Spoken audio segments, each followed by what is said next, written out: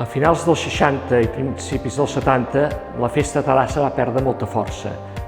Molta gent anava a les segones residències, apareixen noves formes de cultura, de consum de cultura, com és la televisió, i això es va fer que la gent no participés tant a la Festa Major, ni a Corpus, ni a Setmana Santa.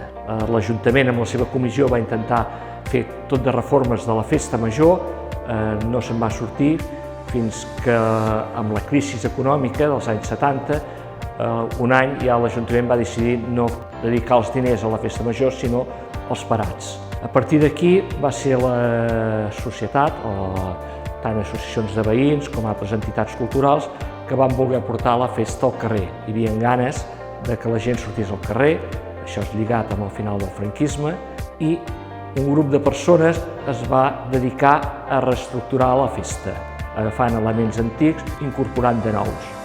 Així ens tenim que ja a primers dels 80 ja tenim una festa major consolidada, on ja hi ha els gegants, hi ha el drac, hi ha els bastoners, hi ha els nans, hi ha els diables.